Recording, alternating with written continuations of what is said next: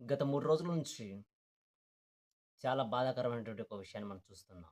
గత 25వ తారీఖు నాడు రాజమండ్రి సమీపంలో అనుమానాస్పదముగా మృతి చెంది ఉన్నాడని మనం వింటున్నాం. ప్రవీణ్ పగడాల గారు చాలా అద్భుతమైనటువంటి పరిచర్య చేశారు. తను అంతకు తాను ఫేస్‌బుక్‌లో పెట్టినటువంటి ఆ యొక్క నా పైన హత్య జరిగేటువంటి విధానం ఉంది అని ఆయన తెలియపరిచినప్పుడు నిజంగా వాళ్ళు జాగ్రత్తలు పడి ఉంటే చాలా బాగుండేదేమో అనిపించింది.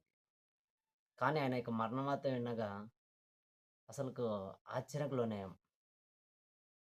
ఒక ఇది ఒక కలగానే ఉండిటే చాలా బాగుండేదేమో అనిపించేలా ఆయన యొక్క మరణవార్త ఉంది ప్రియులారా. నిజంగా ఆయన ఒకప్పుడు స్టెఫెన్ గారిని రాళ్ళతో కొట్టి చంపారని మనం విన్నాం. అదే యొక్క సిట్యుయేషన్ ఇక్కడ గాని జరిగి ఉంటే, ఒకవేళ అలాంటి ఒక హత్యనే జరిగి ఉంటే, ఖచ్చితంగా అంతకంటే రెండంతలుగా దేవుని యొక్క రాజ్యం ఎస్టాబ్లిష్ అవ్వడానికి ఇదొక మంచి జరిగిందని మనం భావించాలి.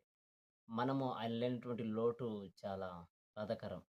ఈ సమయంలో మనమందరం కలిసి సహోదరుల ఐక్యత కలిగి ఉండుట ఎంతో మేలని బైబిల్ గ్రంథం మనకు సెలవిస్తుంది.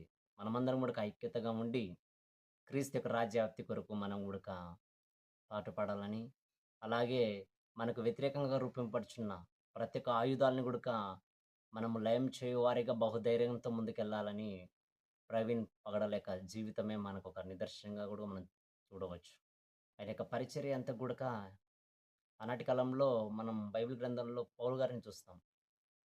కానీ ఈనాటి కాలంలో ఇప్పుడు ప్రవీణ్ పగడాలను గూడా మనం చూస్తున్నాం.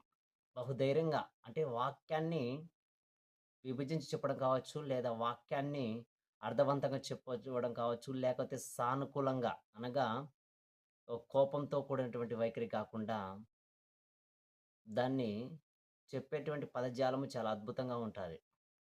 ప్రవీణ్ పగడాల యొక్క వివరణ శైలి.